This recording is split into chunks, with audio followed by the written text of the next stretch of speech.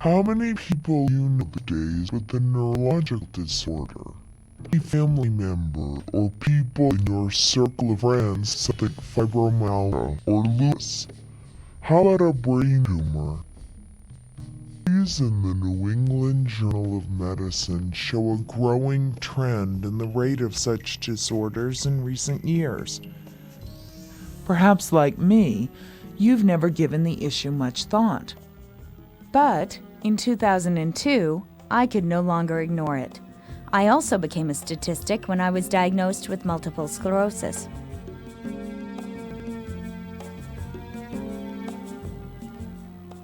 It was the summer of the Great Fire in Tucson, Arizona, when I began my research and traveled across this country to find the truth.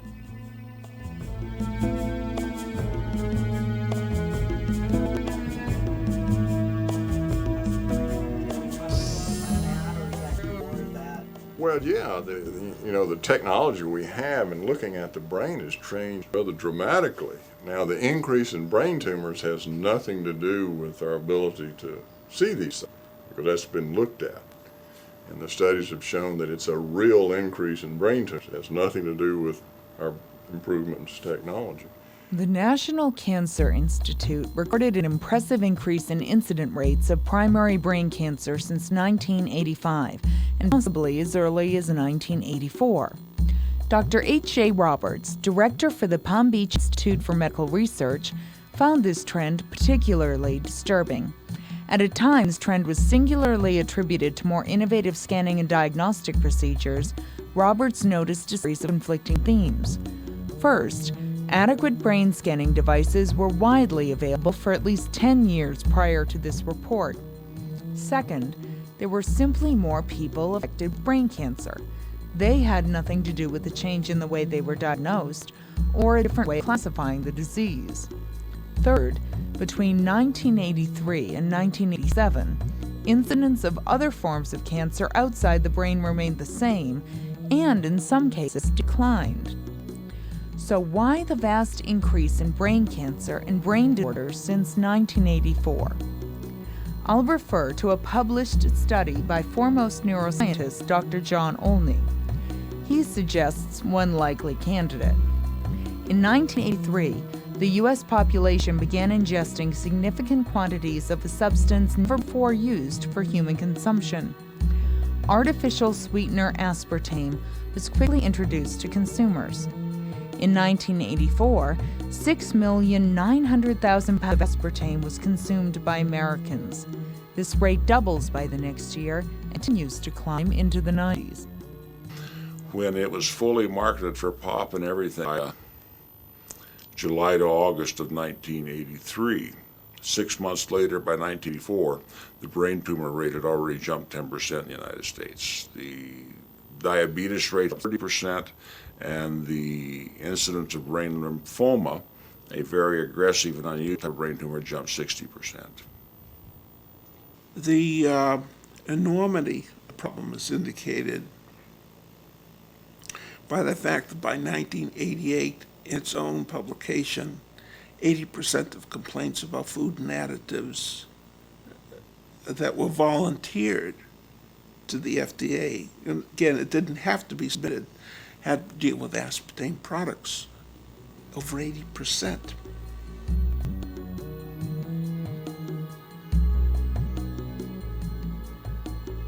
When you see these people who say, well, I take MSG or no sweetener, it doesn't seem to bother me at all, they're more resistant to the obvious toxic effects, but they're still getting very subtle toxic effects that over many years is going to produce obvious disease in those persons.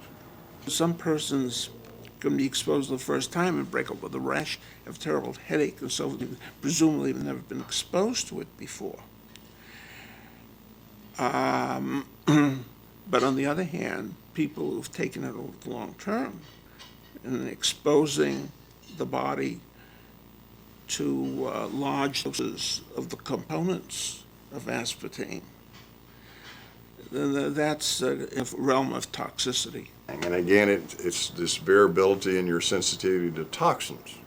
Some people may use very little, if anything.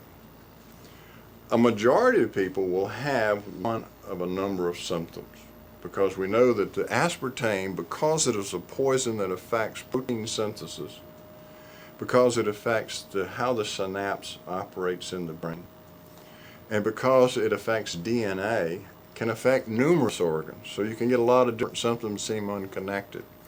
But in looking at the list of symptoms submitted to the FDA, most of them are neurological or in some way connected to the nervous system.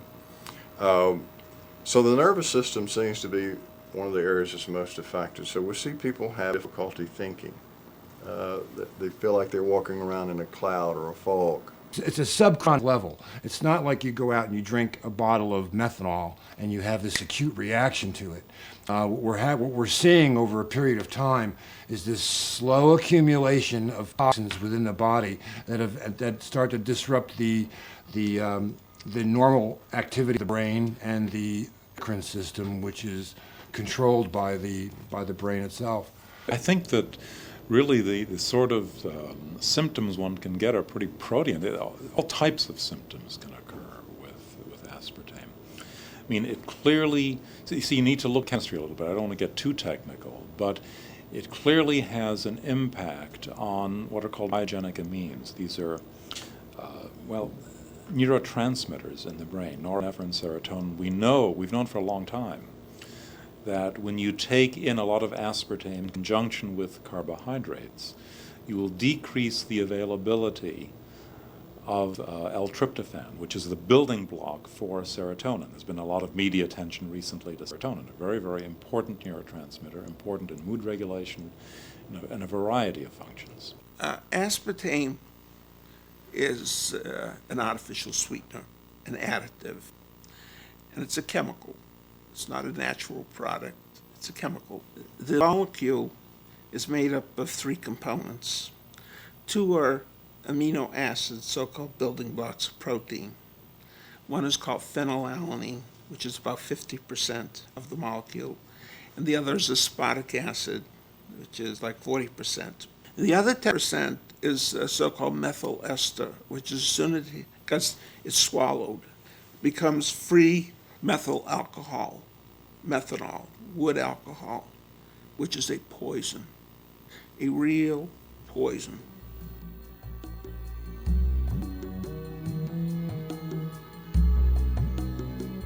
It really began with a patient. I had a patient whom I had treated for a number of years for recurrent depression. She came into the hospital in what we call a manic state. That is, she was very, very speeded up, euphoric, on top of the world. I'd never seen her manic before, never looked upon her as bipolar. And within a day or two of her admission to the hospital, she had a sudden grand mal seizure, epileptic-like seizure. This is in a woman who had no history of seizure disorder. I really could not explain either the sudden onset of mania in somebody who'd been on antidepressants for years, usually in a bipolar patient, that is, in a manic depressive patient. An antidepressant will trigger a manic episode. She'd been on antidepressants for a long time, no manic episode. Suddenly was manic and then had a grand mal seizure. Clinically, I could not explain that, so we essentially did some detective work looking at what was different in this woman's life, and the only thing we could find was that she had made a decision to lose some weight. So she switched from iced tea sweetened with sugar to iced tea sweetened with aspartame. And she was drinking fairly large amounts of it. Now, you could speculate that perhaps the caffeine in the tea may have been a factor, but she had not changed the total quantity. She'd had this amount of iced tea for many years without manic episodes, without grand mal seizures. What was different was the aspartame. So I started looking at that, and it made sense that aspartame would lower the seizure threshold. That is, what we knew about the chemistry of aspartame at that point in time did point to the possibility that aspartame could, 1, trigger a manic episode, and 2, could lower the seizure threshold sufficiently for her to have a grand mal seizure. And that was the beginning. Then I found other patients like that and wrote about it. And that was in 1985, really 2 years or so after the introduction of aspartame into the market. I realized that something was going awry but I couldn't quite figure it out. And then after several years, amalgamating this experience and patient input, and it's very important that you listen to your patients, because the great Dr. Osler said, listen to the patient, they tell you what's wrong. I realized that the common denominator was the use of aspartame products. And under various trade names, particularly NutraSweet, Equal, Crystallite, and so forth. I was primarily using NutraSweet, lots of it, because I was a big coffee drinker. It was decaffeinated. I was taking care of myself. I mean, there was just all kinds of things that, the diet sodas, I used to eat Jell-O all the time, Quip and gum. I used to, eat chew gum constantly back then. Came home and decided I was going to be the good diabetic. I needed to be here for my child. I was going to drink the diet drink like crazy. I drank Crystallite tea. I'd switched from brewing my own tea to Crystallite tea. And so for years, I went on thinking what a smart person I am, drinking Diet Coke instead of regular Coke. And also I carried it into other things as well, so that when I would sweeten my tea, I'd sweeten it with Equal. And so when the low-cal Kool-Aid hit the market in, I think it was April of 1983, I started using it. I would have a drink with a Diet Coke.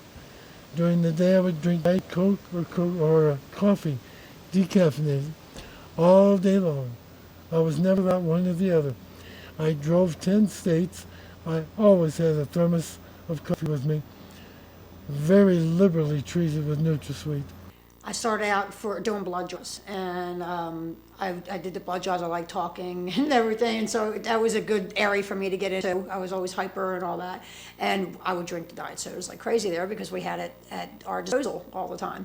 And so the further and further I got on, and then I did Armed Forces Emergency Services.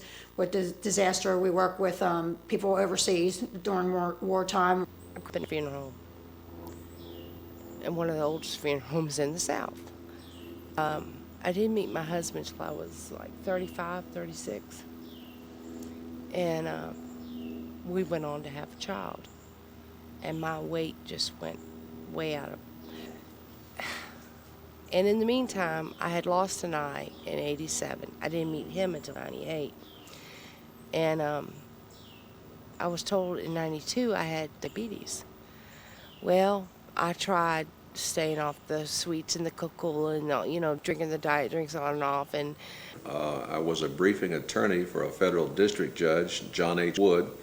The U.S. courthouse in San Antonio is named after him. And then after serving as his briefing attorney for 2 years, I was appointed by Bill Sessions as assistant U.S. attorney for the Western District of Texas, and served in that capacity for a little bit over 4 years. And during that time, I was the president of the Federal Bar Association and very active in legal matters and things like that. Had I seen the chemical formula on this product, I would never have touched it. The poisonous effect of methyl alcohol and its methyl esters are well known. And within a day or two of my starting to drink it, not only did I feel the deterioration in my body, where I couldn't swim anymore and I didn't have the balance that I had, and I was short of breath from a heart failure type of problem, but my wife saw all this much more objectively than I did, and she was a nurse, and she said, "Jim, get off of this. This is killing you. It's destroying you." Well, I was diagnosed with an autoimmune disease back in 93 called lupus, SLE, systemic, which I had been dealing with. It was very severe, to the point where I lost my job and eventually my insurance, because over 40 doctors who saw me over a year's period kept doing one test after another, and every test came back negative. I've had symptoms since 1983. I can go back to as far as 1983, and possibly even before that, but I only remember doctor's offices and the hospitalizations and things like that since 1983. Around I'd say January of 2002, I started getting dizzy. I would go to the dryer to go take clothes out and fall down and not know why. The reason I found out I had a brain tumor was I lost my voice during pollen season of the year 2000, or 98, excuse me. And in 98, my voice never came back from the pollen hoarseness that happened to me every year. So I went to a specialist at a local hospital here in Atlanta, and I said, my friend's voices have come back, mine's gotten worse. And he went down my throat, and he said, well, your left vocal cord is completely atrophied, and it's been my experience when I see a condition like this, that there's a brain tumor someplace that causes that. Also the vision, having spots, and I couldn't see. And I literally, I stopped driving because I did not feel comfortable behind the wheel. My endocrinologist told me that I most likely have multiple sclerosis, so he sent me to a neurologist. The neurologist told me that yes, I do have the multiple sclerosis. I had having double vision, and my doctor scheduled me to have an MRI. And we were waiting on the results, and I'll never forget it. It was, maybe a week or two before Christmas. And the doctor called, and I was just ready to hear, well, we couldn't find anything. Well, instead, he said, you have a brain tumor, and it's a rather large brain tumor. And within a couple of days, I'd gone from being a 2-mile-a-day swimmer to having such a toxic cardiomyopathy that I could hardly climb the stairs to my apartment. Over the next 6 weeks, I went through all of the personal hells of methyl alcohol poisoning and the neurotransmitter depletion from the aspartame's phenylalanine content, and eventually ended up with a picture of Lou Gehrig disease. I still have a lot of pain, but she said, well, you'll live with pain. It's part of, even though it's in remission, you're going to have pain. So I went to Tampa, finally found a rheumatologist that she had referred me to, and oddly enough, he did the same blood test and said, you never had lupus. You have advanced fibromyalgia. So I just give up. So he said, well, I just don't think you ever had lupus. For whatever reason, you're able to do what you're doing because of what she gave you. So let's just go ahead and treat you as if it's in remission, but I'm going to treat you for fibromyalgia. Well, detail is very, very important. You have to get spellings named, birth dates named, everything. And with me being diagnosed with the neural hearing loss, which has gotten significantly worse, I've been checked the last 3 years every 6 months, and it's gotten a lot worse. And now I have the 2 hearing aids that I have to have. I took the ice pops out thinking they were just the regular ones that I had earlier. And my mother-in-law had taken my little one over to her house. So my had movies, and we were going to have a date night, just night out, to ourselves. And I pulled out the pops and went on to eat the 4 of the pops, the aspartame pops. Well, this was on a Saturday night. By 4 o'clock in the morning, I was digging holes in my hands from the itching. I was bleeding. I looked like something out of a Vietnam camp from the bleeding. The doctor explained that one of the very probable side results would be a loss of short-term memory. Well, I later learned that it had done a little bit more than that with me, in that it ruined my legal career. About then, I tumbled subconsciously. I said, well, I'm just going to get off this artificial sweetener, and I didn't really consciously suspect NutraSweet, but when I got off it, then I started recovering. My doctors will not come out and absolutely put in writing that this is caused by aspartame. They will not do it. But they'll give me an aside, thank God you're off NutraSweet. That's what they'll say. Don't put it in my records. We were on a show, and I was there, and I had the water, and that's all I did was drink. And it was like each bottle I drank, the worse I got. And I had nothing else or anything. There was nothing, nothing else that I was ingesting at all. So that was actually a blessing because I was able to narrow it down. This must be it. And I went around and I had the bottle and I was asking everybody, what's in this bottle? What is aspartame? You know, everybody said they had no idea. And then that one lady had said, she goes, well, I've heard of it, she said. And then something kept flashing my mind. I remembered seeing the name somewhere, and like I said, I read all the time in magazines and all. I don't know if it was in Time, Newsweek or something, but I remember seeing an article, and for some reason I keep saying that name. So after I had finished the shoulder, I went and I was driving down the road, and my library also. And so I stopped in there to say hello and all that and see how everything was going. And they actually had power. And I went in, I pulled it on a computer. At that time, I didn't have a computer. And I'd never searched anything in my life. I had an email, and that's about it. And I pulled up aspartame, and my eyes up, I started crying. All the symptoms, I think I counted 79 of those symptoms. I've been in the hospital or to doctor complaints over 50 times for each one of them, well over. Turns out his wife was told to have lupus. She doesn't.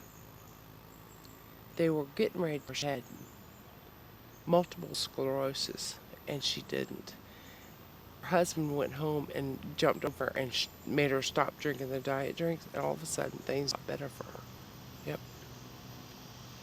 That's basically what happened with me, Lori. I put the diet drink down, and I didn't touch it again. It was on a Friday. I think it was around the 19th of September. Last year? Yeah. My husband looked at me and he says, the next day, within 24 hours, he says, baby, you're not like you were. You're not falling down like you were either. And over time, it got better and better and got better. Because I was such a high user of aspartame through primarily Diet Cokes, Equal, and those are the primary ways, combined with the mountain of evidence and testimonials of people who have had terrible symptoms of type of malady that you can imagine. And when they're removed from aspartame, the symptoms go away.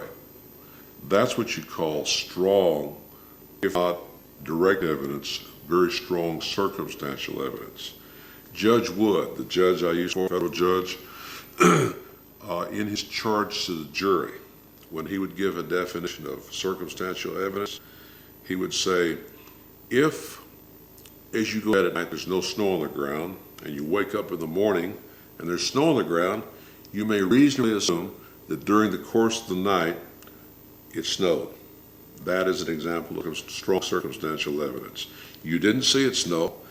You can't scientifically prove that the snow fell from the sky, but it wasn't there at night, and in the morning it was. Therefore, you may conclude circumstantially that it snowed during the course of the night. And I would say that the evidence of my brain tumors being caused by aspartame are that strong to me. And then they challenge themselves, knowingly or inadvertently, to serve something in neighbor's house that they didn't realize contained an aspartame. And these set of symptoms and problems promptly recur within hours or a day or two, sometimes within minutes. And it does so repeatedly, then that is anecdotal. That is similar like the postulates for infection. You isolate the cause, and then you inject the animal, and you reproduce the problem. And many of these individuals who had been aspartame reactors tested themselves 5, 10, 20 times, every time getting the same response, and then they realized that this was a legitimate cause and effect relationship. My personal experience from my own experience and with patients is that when somebody who's been poisoned by this goes off it, they very quickly notice an improvement. And they almost equally quickly find out that it isn't over yet. You know, they've got a lot of problems to deal with. And certainly because I had to suffer with this and had groups that had to suffer with it, and then I would consult with doctors around the nation who were much expert in the field of environmental ecology, I developed some theoretic outlooks that people can have to help themselves. But the first thing you've got to learn is to listen to your body. If something's going wrong, try and backtrack to what you had or what you're breathing in your environment or what's going on.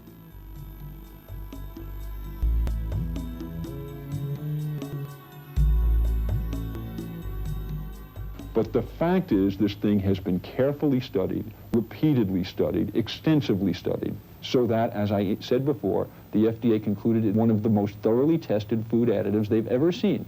And the conclusion is that it's safe. They had made the claim years ago that they would help and support any legitimate researcher, that they would supply aspartame and be helpful in any research. I had published my anecdotal studies, and I had written a chapter in Richard Wortman's book. So I think the industry knew of my stance already. But then, in the mid-90s, I wrote to the company stating that we wanted to do a double-blind study because my earlier work had indeed been, quote, anecdotal. And I pointed out that they had made the claim that they would supply aspartame to any legitimate researcher. At that point, I was a professor at NEO-UCOM, Northeastern Ohio University's College of Medicine. I think I would qualify as a legitimate researcher. The company, I sent the protocol for the study to the company. And they responded that this was unnecessary research and would not supply us with aspartame. I offered to buy the aspartame. They refused. They put up roadblocks. They made it very difficult for us to purchase aspartame. We had to go around them. We finally did get USP-grade aspartame from Schweitzer, from a private firm. But the point is that the NutraSweet company made it very, very difficult, didn't follow through on their promise, supply aspartame to any legitimate researcher. Said this was unnecessary, shouldn't be done, needn't be done. They tried to block it. The G.D. Searle Company, in the quest to get approval for their product, aspartame, they conducted a study on animals in which they fed some animals, like I said, low dose, medium dose, high dose of the product, and then they used control animals that supposedly did not get any of the product. When they submitted this to the FDA and the FDA looked at it, there was some question about the study. Well, one of the scientists, a neuroscientist, looked at some of this, and he saw a lot of red flags. He said there's some real questions here about tumors being caused by this product, particularly brain tumors. So they ordered a study to be done by the Bureau of Foods, which was the precursor to the FDA. And Dr. Jerome Bressler was in charge of this group to look through the research that had been done by G.D. Searle, and that's what the Bressler reported about. And this is the report here. Basically what it shows is that either a lot of purposeful shenanigans was carried on to get this product approved, or, as he states it, it was the world's worst research. They found that what they did is the animals that died after being fed NutraSweet, they didn't autopsy the animals right away. Some of them were not autopsied more than a year afterwards. And of course the tissues broke down and liquefied, and so they couldn't do proper studies on them, but they reported it as if they had, and they reported these as normal. They found that they were taking tumors and cutting them out and throwing them away and saying the animal was normal. They had animal tissues that had obvious tumors in it that were reported normal. They had, in one of the cases here that's reported, a lymph node that was enlarged. And this G.D. Searle pathologist reported it as a normal lymph node. When the scientists from the Bureau of Foods looked at it, they said it was an obvious lymphosarcoma, a highly malignant tumor. The notations about the testicular atrophy were not noted. There were just numerous things in this report that showed that, in my estimation, there was an effort to cover up what was being found so that they could get approval. There were so many things wrong with the submitted data from G.D. Searle originally. They had a monkey study, and in this monkey study, they were fed aspartame, and they were fed aspartame with milk. The milk, as you know, normally slows down the absorption of certain chemicals when you drink milk. If you take aspirin in milk, it'll take much longer for the aspirin to go to work. Well, even though the monkeys were drinking aspartame and milk, out of the 7 monkeys they had, I think 1 or 2 died and 4 or 5 had grand mal seizures. Now, these test results were not satisfactory to G.D. Searle. Weren't going to be able to show these to FDA, saying, hey, look, aspartame, even with milk, caused monkeys to have grand mal seizures. When we did our double-blind study here at this hospital, we had really a tragic situation which occurred, which I attributed directly to the aspartame. We needed volunteers. We looked at both patients, that is, people who had a history of mood disorder, and we needed some controls, that is, people without a history of mood disorder. One of the people that I used in the study was the administrator for our psychiatric unit. He was a PhD psychologist. And several days into this study, he had an emergency. He had an ophthalmologic emergency. That is, he had sudden bleeding in his eye and a detachment of his retina. He had to be rushed to Cleveland for emergency surgery. His eye could not be saved. He lost the vision in one eye. At the same time, we had another participant in the study, a nurse, who also had an episode of intraocular bleeding, that is, bleeding within her eye. So we had 2 people who, during the course of the study, had eye emergencies. The bottom line was, here is the most tested product, additive in history. Additive. Now, additive's important because aspartame was approved as a GRAS, G-R-A-S, it's generally recognized as safe product. In which case, unlike drugs, if people have reactions to it, it does not have to be reported to the FDA.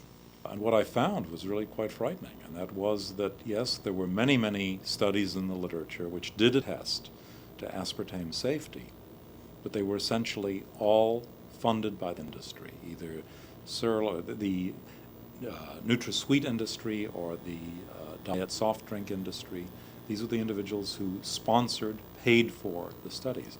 There were independent studies, but virtually all of the independent studies, that is, studies which were not funded by the industry, virtually all of them did identify one type of problem or another with aspartame. And so they got the test results they wanted by manipulating the method. This is not to say that aspartame was safe or that aspartame does not induce seizures, because it does. It's just to show you that the scientific data nowadays is unreliable. So how you design the study is going to have an impact on the results, and I think that many of the industry-sponsored studies were set up in such a way that the results could be predicted ahead of time and would be supportive of the safety of the product. Sounds great. We'll see you then. Thanks a lot. Bye-bye. There is no evidence at the present time that I'm aware of that aspartame in large amounts has a significant effect on brain chemistry.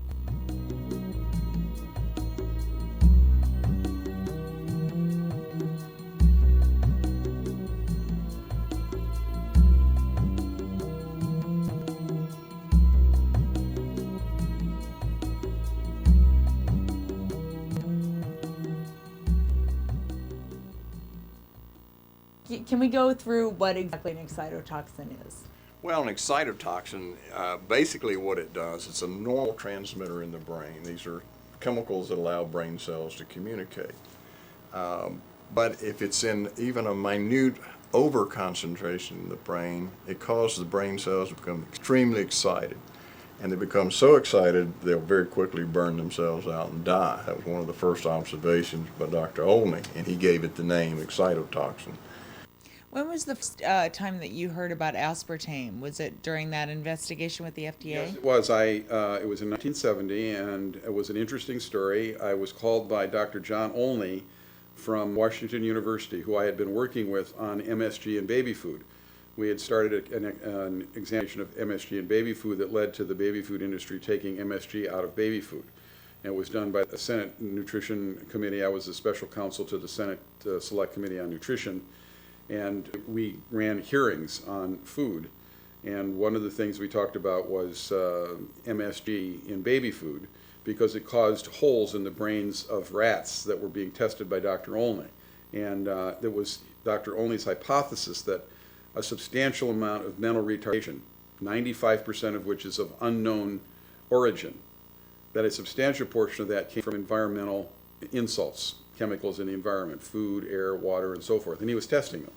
One of them was MSG, and it caused these holes in the brains of mice in his system, and ultimately that led to having MSG taken out of baby food. He called me to say that he'd just done a study on aspartic acid, one of the primary components of NutraSweet, and it was doing the same thing as MSG. And that caused him to be quite concerned about the fact that Cyril Drug Company at the time was planning to use this as a sweetener. But now, after years of retesting this, most authorities agree, there's no question, that feeding MSG to animals produces this brain damage. It's not questioned any longer, it's a fact. There's even good studies that show if you feed the pregnant animals the MSG, their offspring has impaired brain function. And when you measure the neurochemical analysis of the brain of the animal, it's impaired all the way through the animal's youth up until adulthood, and they never quite recover from it. In one of the conferences which I addressed for the FDA a few years back, there was a study with MSG, monosodium glutamate, which is another excitotoxin, it's a neurotoxin problem. And I could not understand why with the controls had almost the same reactions, number of reactions as the people given it. But it turned out that one of the presumably inert components in these capsules of products with MSG contained aspartame. So it really was, there was something that even the investigators did not realize was a component of the presumed placebo. The central mechanism that actually produces the destruction and damage to the brain is excitotoxicity. That's pretty well agreed upon now.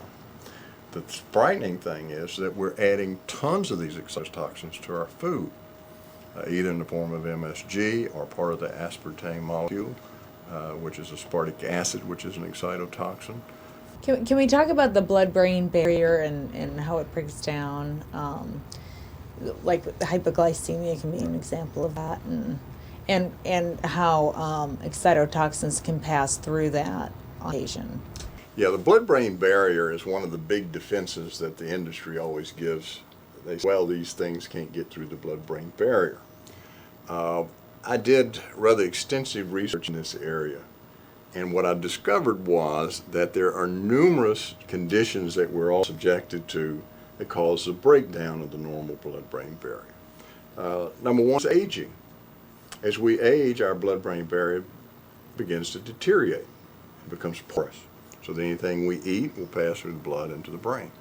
Alzheimer's disease, Parkinson's disease, all of these diseases are associated with the breakdown of the blood-brain barrier. Strokes, even silent strokes, produce a breakdown of the blood-brain barrier. Exposure to certain pesticides, herbicides, break down the blood-brain barrier. Hypoglycemia will break it down. Certain drugs will cause it to break down. Free radical generation will cause it to break down. Well, we know many of the diseases are caused by free radicals, like diabetes. You can have very high free radical levels. Extreme exercise, you produce a lot of free radicals. All of this breaks down the blood-brain barrier. Multiple sclerosis, autoimmune diseases, lupus, all these things are associated with the breakdown of the blood-brain barrier. So we know there are millions and millions of people out there who have at one time or another, a very porous blood-brain barrier. So when they drink a Diet Cola or they eat MSG, it passes right to their brain very easily. The other thing that we discovered was that even if you had a completely normal, intact blood-brain barrier, if you expose that person to a high dose of the cytotoxins over a prolonged period of time, it will seep past the barrier into the brain.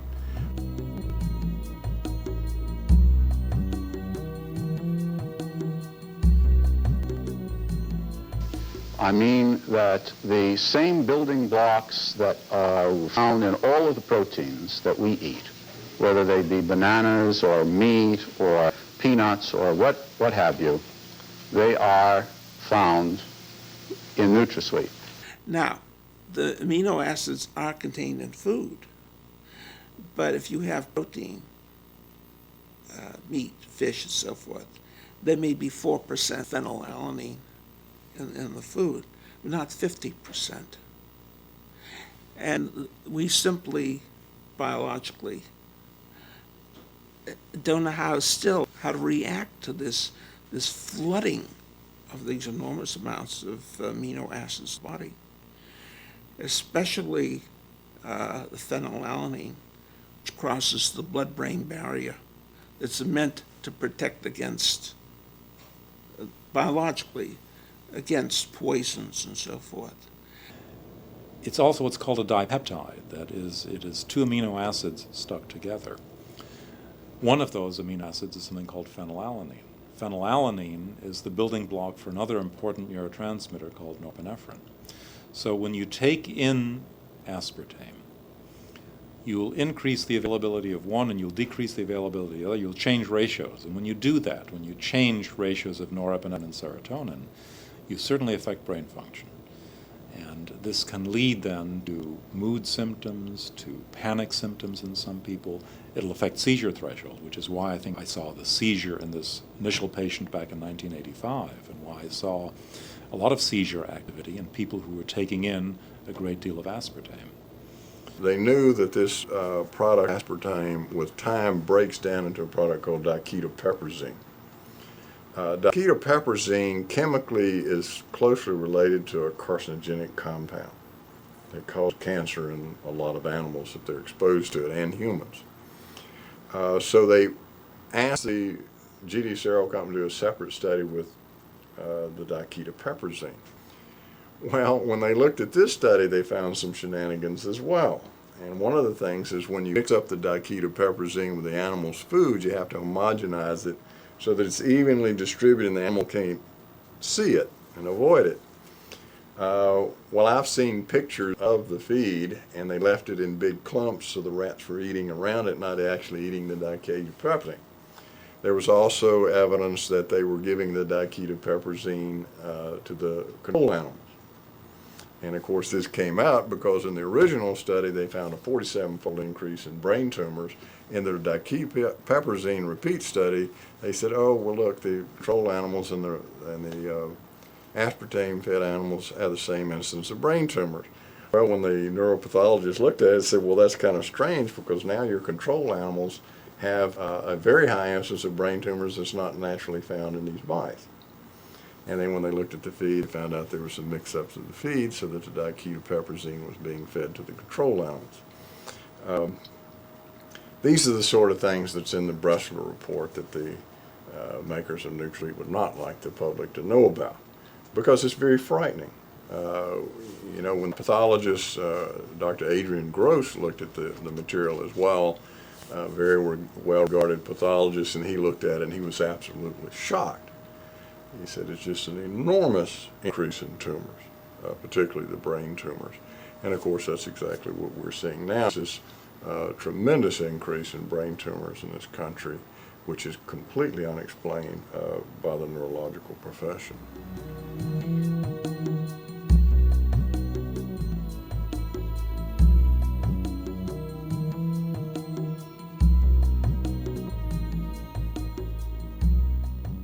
There is also a methyl group which is found in all fruits and vegetables. Everything that we eat has methyl groups. When the body metabolizes, when it breaks down aspartame, you wind up with a small amount of methanol, which is wood alcohol. That in turn is broken down into formaldehyde, which the body cannot get rid of, the body stores. Now, the industry has made a big deal about supposedly the fact, it's not really a fact, but what they claim is that when you take in fruit, you take in more methanol. They don't add the fact that in nature, the methanol in fruit is bound to something called pectin. Humans lack the enzyme to split the methanol off from pectin. So it goes through the body without doing any damage whatsoever. The body doesn't get exposed to the methanol because it's bound to pectin. So even though there's more of it, it's totally harmless in fruit. With aspartame, you have the pure, unadulterated, free methanol and then formaldehyde. It's a small amount. The body can't get rid of it. It's a cumulative phenomenon. So we have very, very toxic products. Methyl alcohol is just deadly and probably provides most of the poisoning attributed to ethyl alcohol and alcoholics. It is the deadly one. Aside from the pectin story, in fruit, in nature, you also are taking in equal amounts of ethanol. You get both methanol and ethanol, and so they counteract each other. And so there's essentially no impact. You're not poisoning yourself when you take in fruit. I believe you're poisoning yourself when you take in aspartame. What's the difference between methyl and ethyl alcohol? Okay, it's a difference of one carbon atom. Methyl alcohol has one carbon atom, ethyl alcohol has two carbon atoms. The human metabolism is geared to using carbon atoms in groups of 2 or 3 or more. When you get down to 1, methyl alcohol, wood alcohol, has obligatory metabolism to formaldehyde. Formaldehyde, which is embalming fluid, is 5,000 times as potent a poison as sipping alcohol.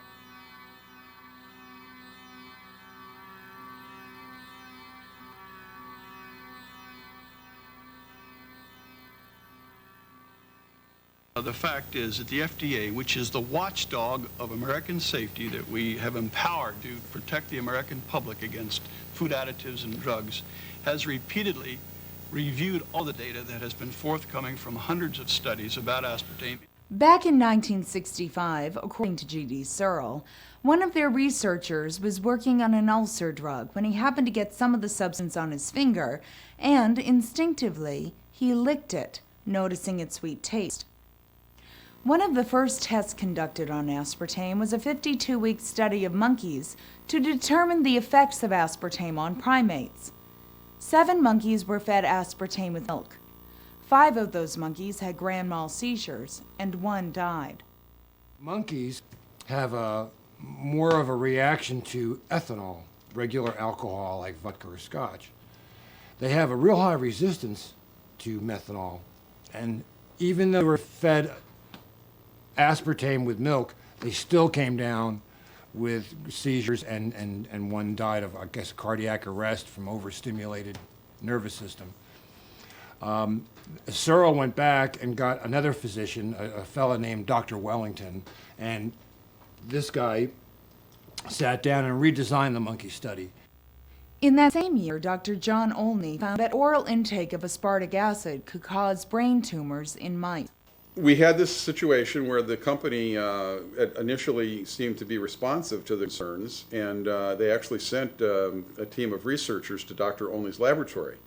And they recreated the studies. The Searle investigators recreated the studies that showed this brain damage in animals. And they went back to Searle, and we waited to hear what Searle was going to do about this. And the next thing we knew, I would say they probably went to Dr. Olney's lab mid-71. Mid-73, they applied to the FDA for a food additive petition to use NutraSweet as a sweetener. So I called the FDA and I said, this doesn't make any sense.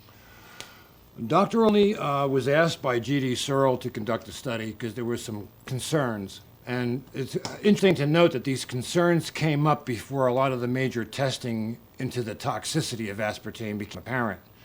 But my thinking as an FDA investigator is that G.D. Searle already knew that going into this. Ultimately, FDA, using its good offices, interestingly enough, a major person there, created a meeting between me, Cyril, and General Foods, which was going to be one of the main customers. And we met. And I said I didn't think that this would ever reach the market. And they said, well, they were sure it was going to be approved. And I thought that we were on 180 degrees opposite sides. It turned out that it was approved, but FDA asked them not to market it. And they held it up so that there could be hearings and so forth. In 1974, the FDA approved the limited use of aspartame. Do you know why they were sure it was going to be approved? You said that they said that it was sure that it was. Well, see, when I said I don't think it's going to reach the market, I was being very particular, but I didn't believe it was going to be approved because the evidence didn't show. They said it was. Now, one very strange fact in all of that is that I knew that they had the brain damage study from Olney's lab that their own people had done. And we talked about the various pieces of evidence that were problems. And I finally said, what about the brain damage problem from the animals in Dr. Olney's laboratory that your own people have gone and looked at? And he said, we don't think those are going to be a problem. Well, it turned out they weren't a problem because they didn't give them to the FDA. So here they had in their own files a study that raised very serious questions, but they did not give to the FDA. That's a violation of law. G.D. Searle did not inform the FDA of this study until after aspartame's approval. This approval came despite the fact that FDA scientists found serious deficiencies in all tests related to genetic damage. And so all these concerns were all rolling around inside FDA, and they were trying to organize them into a policy. And every time they would organize them into a policy at the bench and science level, and they would go up one level to where the policy people would overrule them. A month later, Olney and Turner filed a formal objection stating that they believed aspartame could cause brain damage. But anyway, we filed our petition. Dr. Olney filed one and I filed one attacking the approval. And the FDA said, right, there are some factual information we should look into. We'll have a public hearing. Only because some of the investigators working for the Food and Drug Administration, looking at this data, knew that the data did not contain adequate safety information about aspartame. In 1975, due to serious questions over the quality and validity of G.D. Searle's testing of aspartame and other pharmaceuticals, the FDA formed a special task force to examine 11 of the pivotal studies on aspartame. Pivotal studies are those upon which the FDA bases approval or disapproval. Of the 113 studies done on aspartame submitted to the FDA by Searle, 90 were conducted in the early to mid-1970s. Every test the FDA called pivotal was part of this 90. In March of 1976, the FDA completed their 500-page report after finishing their investigation.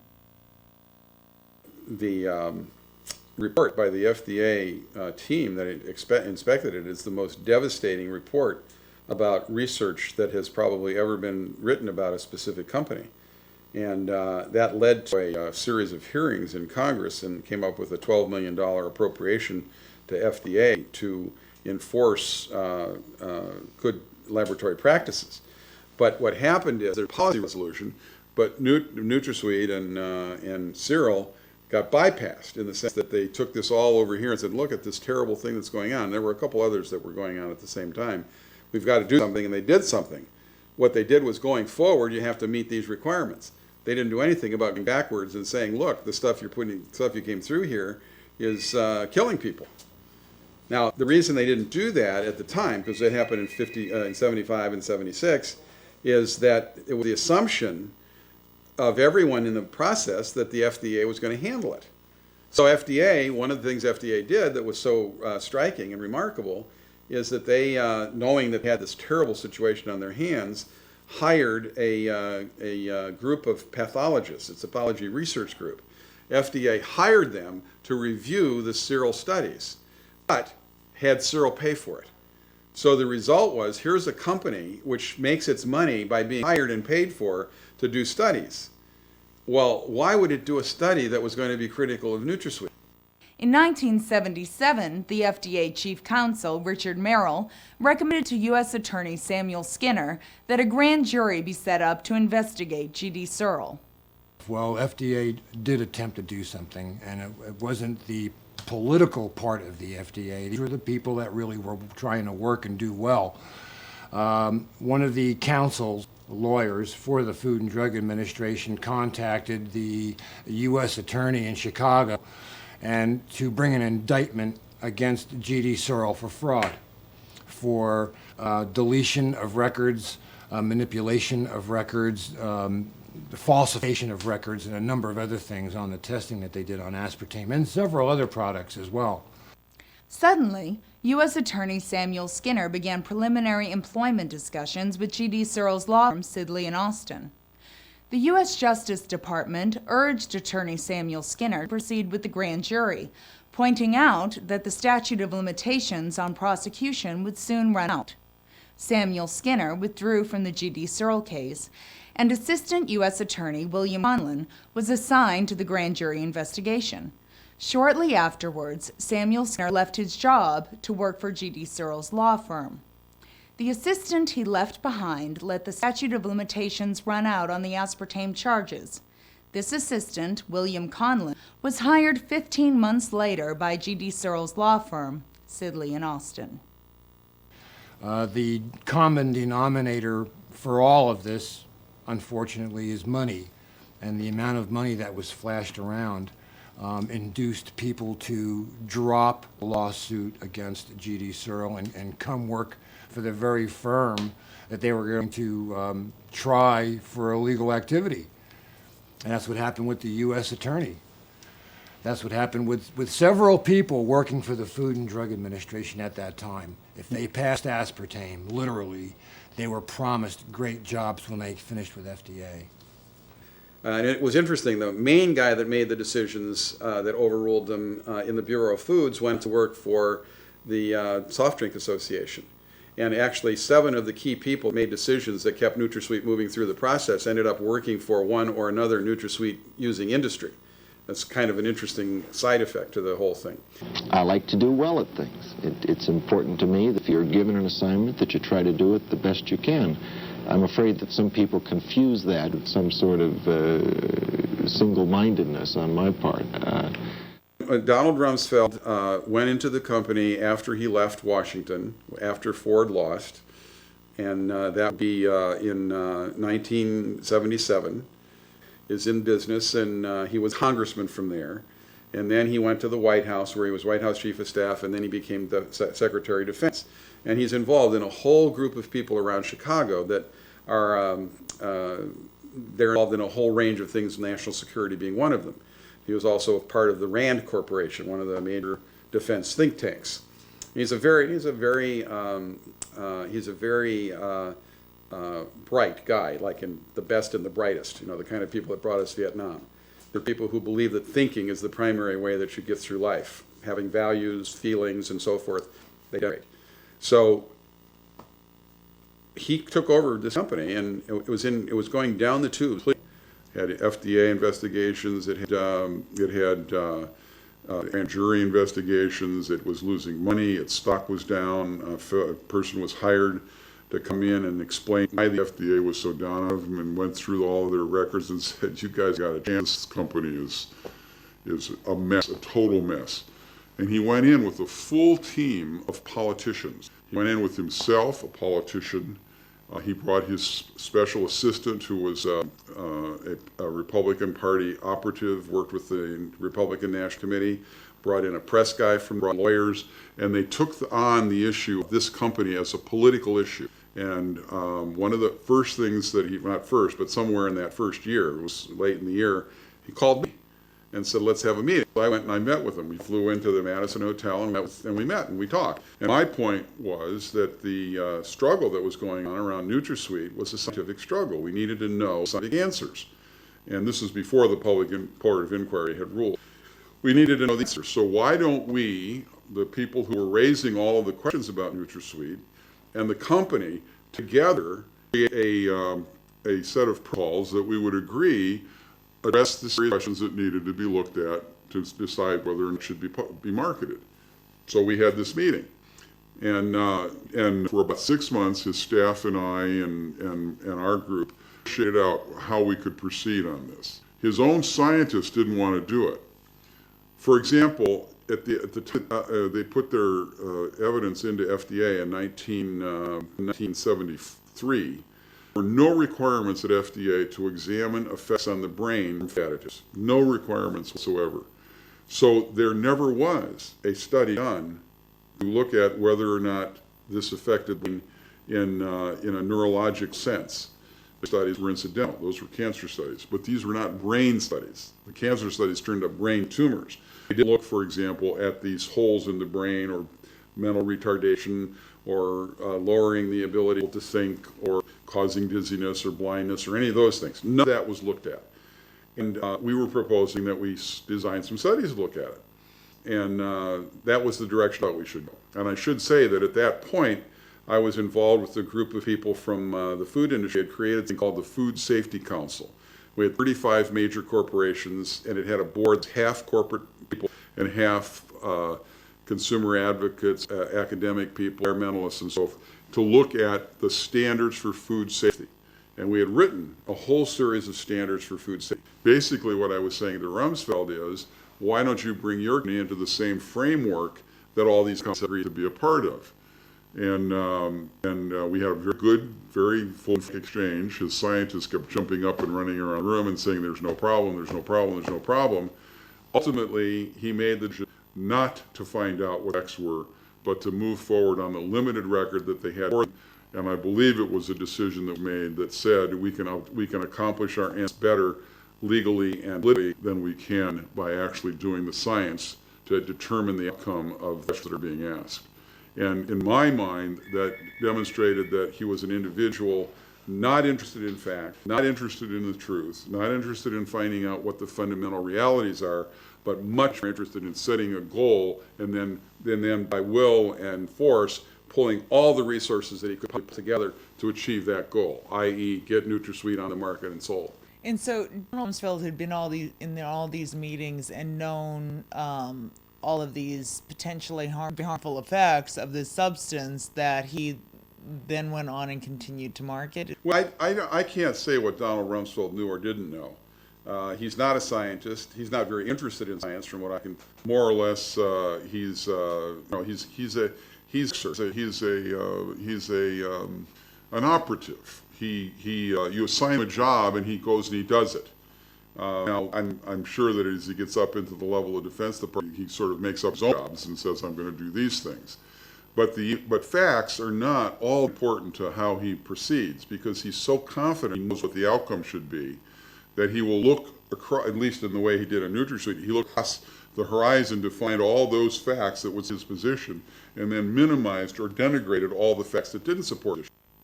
In 1980, the Public Board of Inquiry voted unanimously to reject the use of aspartame until additional studies could be done on aspartame's potential to cause brain tumors. The product was said not to be, it was ruled by law, it was said you can't market this product. And then they had to go and do political triage and get in there and manipulate the process. So, I mean, the manipulation was so that one of the first things that Ronald Reagan did when he became president was suspend the FDA commissioner to take any actions.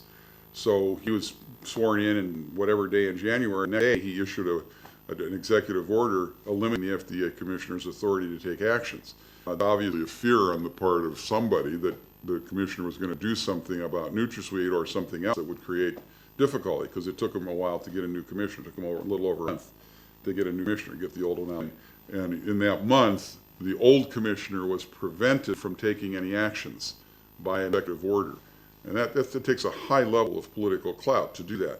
But that's political triage on the way to gone sour, because Rumsfeld had made the decision to just power his way through and ignore getting the facts.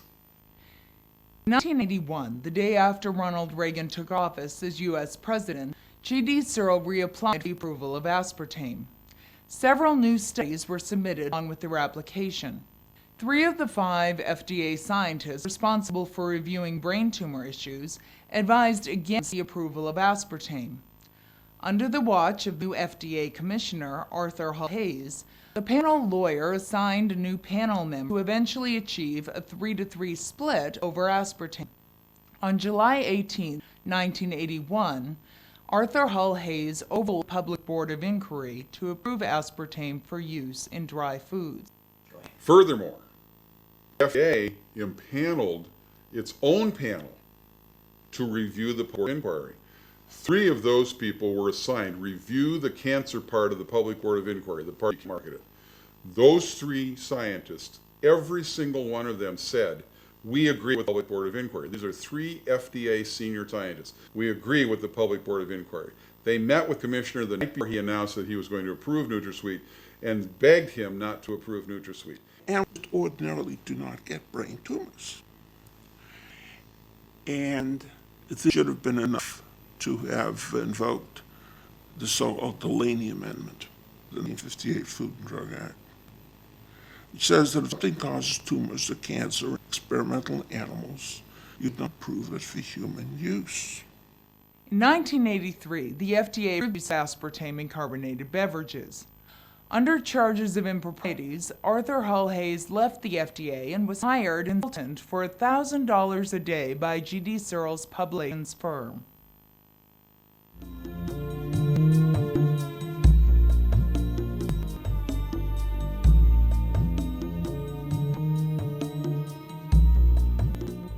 NutraSweet or aspartame is the most studied food ingredient ever approved by the FDA, and not just by the FDA, but by more than 70 regulatory bodies around the world. In order to stamp it around the world, you've got to get it approved in another country. Okay, so let's do it. If England were to find out that they wanted to indict it for fraud, ever read these reports by the BBC or the FDA Board of Inquiry saying it's not safe, found out about that they wanted them indicted, naturally they're not going to approve it. So what they did was Searle, the manufacturer, made a business deal with the Professor Paul Turner, who was in the regulatory agency in England, and he approved without anybody knowing it. Parliament had a big blowout about it, and the story was in The Guardian. I have a copy of it. But they did not rescind the order. There were no studies done in the UK, and it was rubber stamped. Then, around the world, they could say, well, it was approved in the United States, approved in Europe, and then it was approved, in other places. They tried it in Canada, and they couldn't do it. But once they got it approved in Europe, they began to stamp it around the world. The American Dietetic Association, the American Association, the American Medical Association, goes all the way down the line. And if you were to see and read their journals and publications, and see who the sponsors were and the people who were paying a great deal for advertising, it would make a little bit more sense. But the Center for Disease investigation and said it was safe. No, the Center for Disease never said it was safe either. What they did, here is the Center for Disease Control Investigation. And it's a 146-page document. It goes into what was happening to the people, goes into cardiac arrest, it goes into seizures, it goes into liver problems, it goes into mood alteration, and it goes into death. And it ends up by saying that more neurological studies need to be done. Now here's what happens. If you go to the Center for Disease Control website, you will see a summary, not this 106-page investigation, but a summary that contradicts this report, saying that it was just findings. And I told Dr. Satcher before he left the CDC and became Surgeon General, I said, if you don't take that phony summary off, I will put the whole 146-page investigation on web and let the world see what the Center for Disease Control did. And we do have on www.dorway.com, like Norway with one O. You can read this entire investigation, and this is the original document Betty Martini and her organization, Mission Possible, have served as a lighthouse for people who suspect their toxin to be aspartame and wish to learn more. For over 10 years, she has worked tirelessly to inform people of this issue, often challenged by the pharmaceutical and food industry. Mission Possible is the central hub for revealing knowledge of aspartame. Betty Martini and Mission Possible contribute to Doorway.com, a website that is likely the most frequently cited internet source on this issue. A substantial find in my investigation was Betty Martini. Her work is a charity and her sources are credible. And the case histories came in on the internet, and they were just coming in so fast that one day I got 12,000 case histories of people suffering from pain and crashed my computer. So 4 support groups have been set up on the internet to take care of these people, because finally they wondered that going from doctor to doctor, they read that, and they realized why they had MS, they realized about lupus, realized about ITs. Many of them called just hysterical, crying, could this be true? Could this be true? But as they got off, their MS disappeared. People that were blind could see again. Now the current philosophy within the Food and Drug Administration is, let's go ahead and we'll approve this additive or whatever is in here, and we'll let the people prove that it's dangerous. They were calling the FDA, they were calling the hospitals, the docs, they were calling the CDC. I got one email from the CDC, and they said, people are calling over here, they're hysterical about this. I said, well, whose fault is it? You did the most damn investigation ever done. I said, and then you put this phony summary up there. Instead of, you should be doing what I'm doing. You are the Center for Disease Control, and we're having to alert the world, but you people hold out. And then you get up this very terrible equation that says, well, if this only harms 1 in a million people, we'll consider it to be safe. Now, harms, they say kills. If it kills only 1 in a million people, the FDA considers it to be safe. So what you have then, by virtue of that, is you're saying that as far as we're concerned, something that kills between 200 and 300 people a year, consider safe. That doesn't work for the 200 or 300 people. And so if you're going to do that, you better have a label somewhere that says safe means we'll kill no more than 3 people a year. And I want to pose that, because I've had a conversation with some other federal regulators, and I said, with all the technology we have to, with all the advances in medicine and science, people are getting sicker. Does anyone notice that? People are buying more pharmaceutical drugs. Cure the very things that these chemical companies started to begin with. So I'm thinking, from the womb to the tomb, you're paying money to the pharmaceutical companies, and they're going to be manipulating the politics so you get to consume all of their poison, all the toxins that are totally untested. And we'll see 5 or 6 years from now people coming down with new diseases, things that we never even heard of. You have to take some responsibility for what you're putting in your mouth. In this case, they have no way of knowing. You got the FDA lying them to, you got the CDC, the professional organization, you got the doctors. The doctors can't help them because they've been lied to too. Doctors only know what they're taught, and they only believe what they're allowed to believe. So I was the year 1970, but I could be wrong. Somewhere in that era, they developed electrocardiogram. The year before, indigestion was the #1 cause of death in the United States. The year after electrocardiogram was invented, myocardial infarction was the #1 cause of death in the United States. So a lot of doctors are still back in the NutraSweet issue. They're still way back in the era where they allowed them to know there's anything wrong with it. So many of these things are prolonged effects, and if a physician sees it, they see a child with a seizure, they're not connected to the MSG, or they don't know about this research. They're not familiar with it. They'll just tell the mother, well, I don't think that'd be related, something you drank when you were pregnant. We're about ready to meet Diane, who was convicted of murdering her husband by methanol poisoning. Her attorney neglected to mention that he was a big her husband was a big consumer of aspartame, and aspartame breaks down into methanol and could have been the cause of his death rather than her. That's a possibility that was never brought out in court, and therefore she got 50 years in this prison. We're about to meet her and her side of the story, so stay tuned.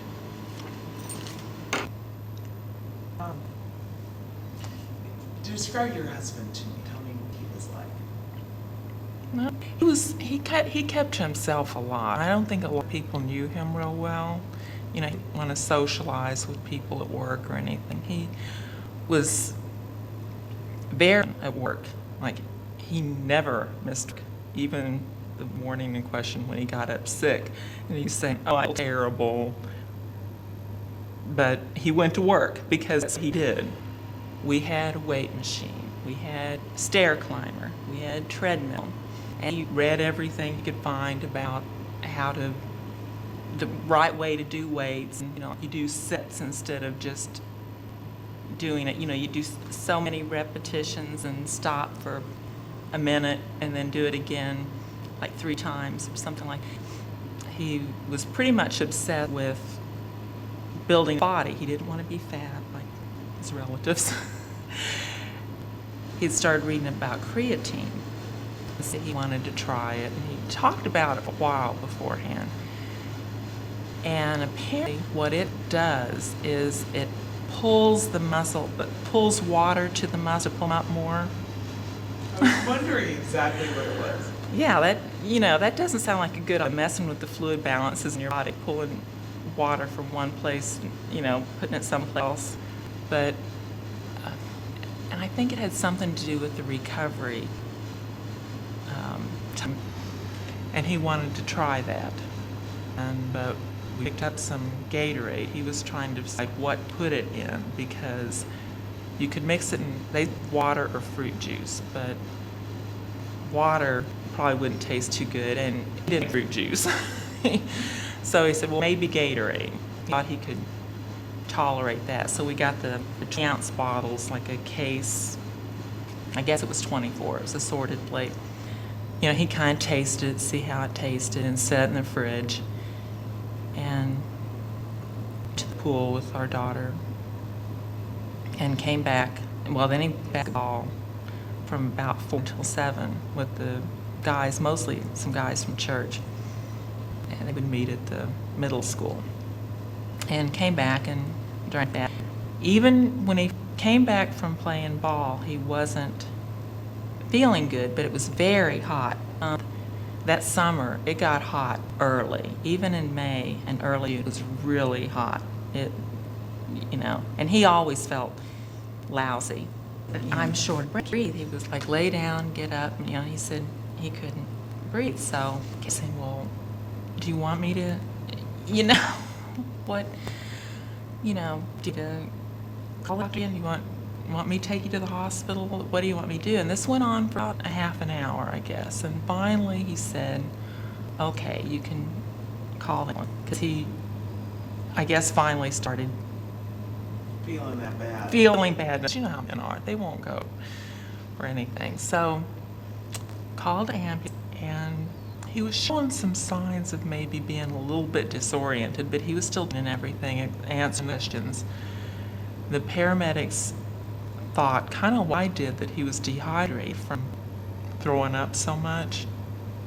His electrolytes might have been out of whack, because they said, get some fluid in you and get some electrolytes. And his breathing was real fast. They, tried to get him to slow his respirations down. They said he was hyperventilating, and they thought that was a lot of his problem. And they put him in the ambulance and, transported him. And about, after we'd gotten out of our into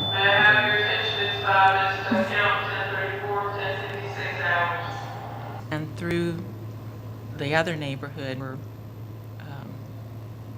still going back roads, they turned the lights on, and that kind of scared me when because there wasn't traffic. it was, so we were crossing over the lake. They turned the lights on. But I called my parents in after I'd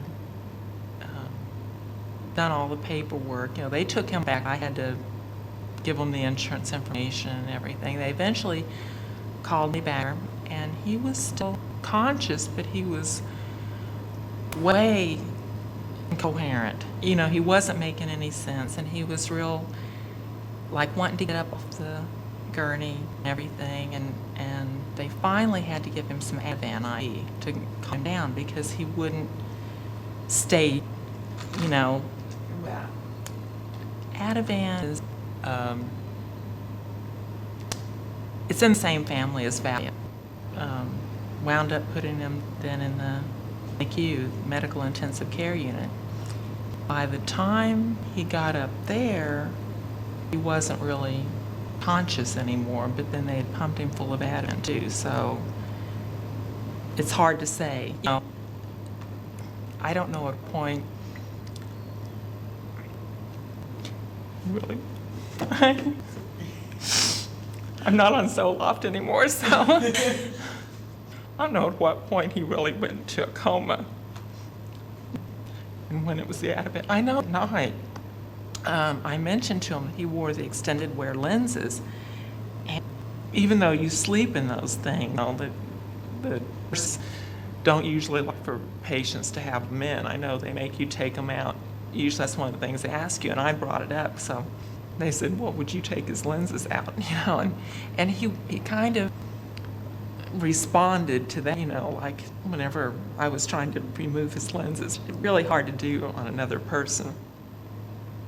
During the course of it, you know, when we were going over, trying to, you know, figure out everything, I told him that he had been complaining of shortness of breath for a few weeks. About in early May, he'd come in shortness of breath. And the first week or two of May, he had had a stress echo. I finally got him to go to our doctor, and he ordered a stress echo. And early this morning, doctor called and said that they'd already gotten the toxicology back, which they weren't expecting that for a long time. They said it would take, you know, a couple of days, which sounds kind of bad. And they said they'd gotten it back and they found methanol system. Apparently, your body doesn't metabolize methanol, what they were telling me. And then I read up on, as soon as they told me that's what it was, I started reading up on the internet. Your body can't metabolize methanol like it does methanol. When it tries to, it breaks down into formaldehyde and maybe some other things, but the formaldehyde is what is really bad. So what they do is to try to, the same enzyme that in your body that works on the methanol, the same enzyme that breaks down ethanol, the kind of alcohol that you drink. So the treatment is to infuse ethanol intravenously, and then your body, instead of working on the methanol, it kind of leaves it alone and works on the ethanol. That gives them time to try to use dialysis and stuff to get the methanol out of your system. Well, they kept saying they weren't able to get his blood alcohol level up enough. And even though they're taking into consideration that he was a drinker, you know, apparently drinkers, you know, you can handle more alcohol, your body works with it better. So they, you know, gave him more than what they would have a non-drinker, but they said they didn't feel like they were able to get his blood alcohol level up enough. So they were doing the dialysis. I think they started him on that the very next day, I believe, the second day. They started him on the dialysis. But, you know, he just wasn't responding at all. He just, you know, like I said, then they decided he was in a coma at some point, I guess, because after the Ativan wore off and and he still was unresponsive. They did a CAT scan and said that he had suffered a major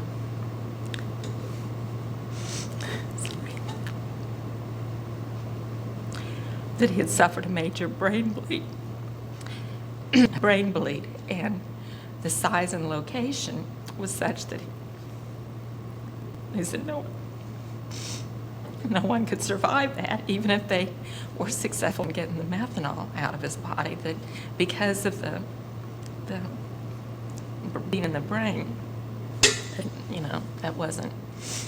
So they started talking about discontinuing life support. And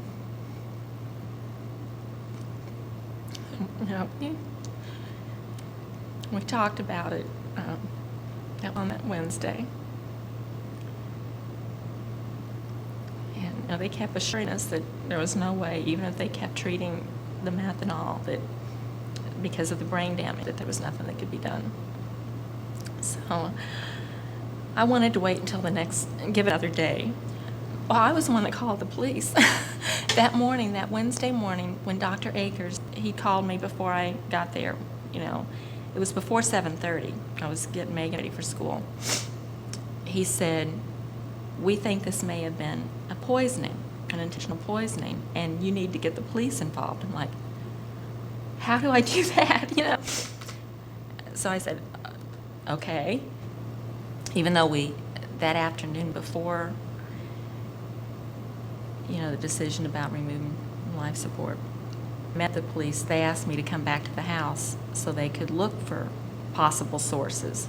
Specialists have looked at it now, said that the amount of diet drinks that he consumed would easily account for the levels of methanol that he had in his body. I think drinking the creatine just must have pushed it over the edge, Adulteration of substance and first-degree murder.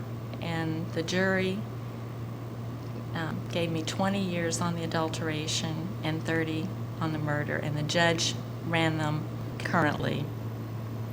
We're all human, people are human, and people like to believe that 12 people on a jury found her guilty, so she must be guilty. No way, I have argued that since day one, and I still do not understand what those people could possibly have heard in those testimonies. You read the transcript. What could they have heard could possibly have convinced them that Diane Fleming could have killed her husband? I included Diane Fleming in my journey because chronic methanol toxicity from aspartame was not considered at all in her case. Instead, they chose to prosecute her for supposedly pouring a sealed bottle of blue windshield wiper fluid into Gatorade to poison her husband. While there is no way that I can definitively state the precise or exact cause of my own condition, I did drink 6 to 10 cans of diet soda per day for 20 years, and when my body told me to stop, I eventually got better. I can also state that I've spoken to healthcare professionals who agree with me that aspartame is a probable culprit. When I first embarked upon this journey, a part of me was expecting to return empty-handed. What I uncovered, however, was that the current measures of food safety are failing us. So what do we do today? We drove. and drove and drove. And now we're going to drive some more. What would you say to the makers and manufacturers of aspartame now, if you could? I think they owe me a fortune. They owe me an apology. But they owe me a fortune. I live on Social Security disability. I have nothing left. I'm very heavily in debt. I am trying very hard to start my own business, but that in itself takes money that I don't have. So I'm doing it bits and pieces as I can. But after that, just each day was just better and better and better. I'm still finding things that it's in because I label it very well, and that is very, very aggravating because you have to read each label, and I've got 3 kids and everything, and I don't have a whole lot of time to go spending a year and a half in the grocery store to do a week's worth of groceries, reading every label I get my hands on. I've been into chat areas and talked to people with multiple sclerosis, and they're very, very hostile to people like me. So I don't tout it too much. All the while, I've learned that there is a very safe sweetener that's an alternative to sugar called stevia. stevia. Today, the FDA will not allow stevia to be labeled, advertised, or promoted as a sweetener. It cannot state that. It's just an alternative.